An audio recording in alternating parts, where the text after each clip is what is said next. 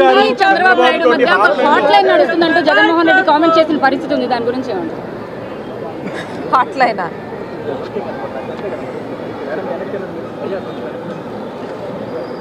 జగన్మోహన్ రెడ్డి గారి లాగా సొంత పార్టీ నేతలు తప్పుడు పనులు చేసి అరెస్ట్ అయితే వాళ్ళని ఓదార్చడానికి మనుషుల మీద నుంచి బండ్లు నడిపించుకుంటూ వెళ్ళి బల ప్రదర్శనలు చేస్తున్నవాడు కాదు రాహుల్ గాంధీ గారు. రాహుల్ గాంధీ గారు ఈరోజు దేశ పౌరుల హక్కు కోసం కొట్లాడుతున్నవాడు. ఈ పోరాటము భారతదేశ ప్రజాస్వామ్యాన్ని కాపాడడం కోసం, భారతదేశ రాజ్యాంగాన్ని కాపాడడం కోసం ఈరోజు రాహుల్ గాంధీ గారి నాయకత్వంలో కాంగ్రెస్ పార్టీ ఈ ఉద్యమాన్ని, ఈ పోరాటాన్ని చేస్తుంది. అలాంటి రాహుల్ గాంధీ గారికి చంద్రబాబు గారితో ఒక హాట్ లైన్ రేవంత్ రెడ్డి గారి ద్వారా ఉంది అనటం చాలా హాస్యాస్పదం.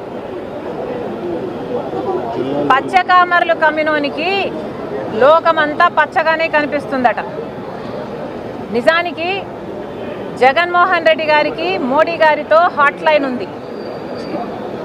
అధికారం లేకొచ్చినప్పటి నుండి జగన్మోహన్ రెడ్డి గారు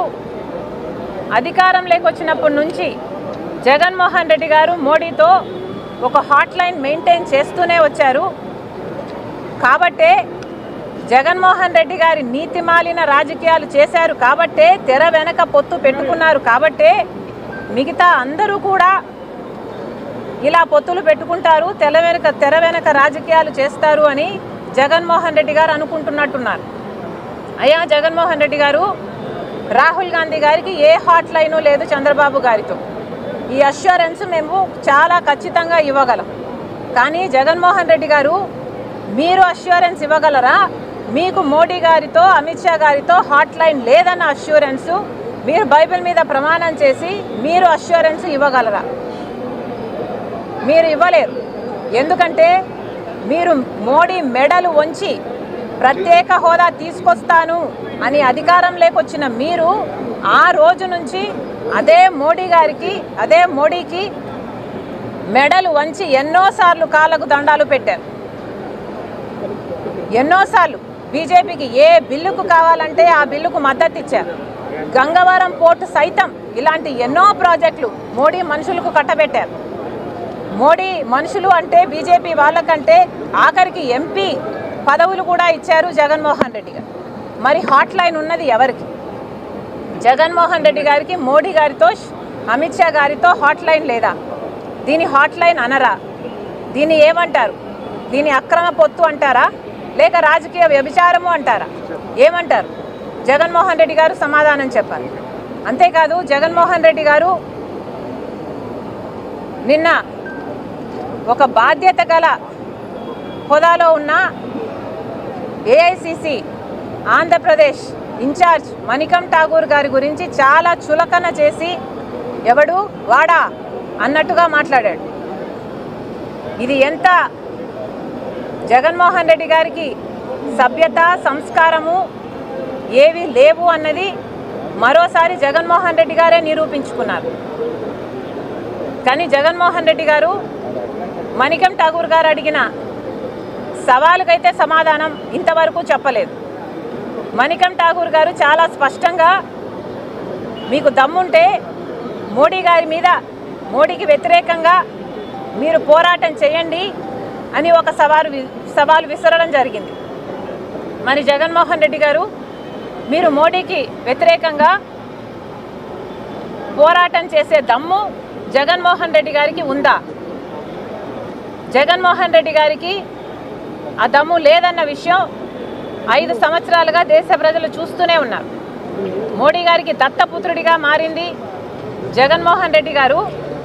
ఏ రాజశేఖర్ రెడ్డి గారు బీజేపీకి అంతలా వ్యతిరేకించారో అన్ని వేదికలలో బీజేపీ ఒక మతతత్వ పార్టీ అని, గోద్రా, మణిపూర్ లాంటి ఘటనలలో వేల మంది పొట్టన పెట్టుకున్న పార్టీ బీజేపీ కాబట్టి రాజశేఖర్ రెడ్డి గారు ప్రతి చోట బీజేపీని వ్యతిరేకిస్తే అదే మోడీ గారికి దత్తపుత్రుడిగా మారాడు జగన్మోహన్ రెడ్డి గారు.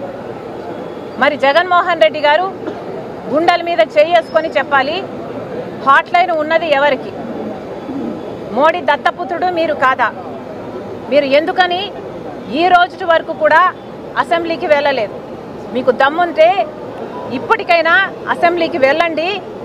అక్కడ ఇప్పుడు జరుగుతున్న ఈ లిక్కర్ కుంభకోణం ఎందుకని మీరు ఓన్లీ క్యాష్ పద్ధతిలోనే అమ్మకాలు జరిపారో సంజాయిషి ఇచ్చుకోండి. మీకు దమ్ముంటే ఎందుకని అక్రమ లిక్కరు అంటే ట్రస్టెడ్ బ్రాండ్స్ కాకుండా నాసిరకం బ్రాండ్లకు అనుమతి ఇచ్చారో సమాధానం చెప్పండి. మీకు అసెంబ్లీకి వెళ్ళే దమ్ము లేదు, పోనీ పార్లమెంటుకు వెళ్ళే దమ్ముందా అంటే పార్లమెంటులో ప్రత్యేక హోదా గురించి అడిగే దమ్ము లేదు, పార్లమెంటులో పోలవరం ఎత్తు తగ్గించడానికి వీల్లేదు అని చెప్పే దమ్ము మీకు లేదు, పార్లమెంటులో ఓట్ చోరీ జరుగుతుంటే మోడీకి వ్యతిరేకంగా పోరాటం చేసే దమ్ము మీకు లేదు. మరి మీరు ఎందుకున్నట్టు? మీరు అసెంబ్లీకి పోరు, మీరు పార్లమెంటుకు పోరు, మరి మీ పార్టీ ఎందుకున్నట్టు? మీ పార్టీ ఇదొక పార్టీ, మీదొక అజెండా, సిగ్గుండాలి కదా. ప్రతి ఒక్కరూ తప్పనిసరిగా యూట్యూబ్లోకి వెళ్ళి కడప వార్తను లైక్ చేయండి, సబ్స్క్రైబ్ చేయండి. ఇట్లు మీ జి రమణయ్య, ఎడిటర్, కడప వార్త.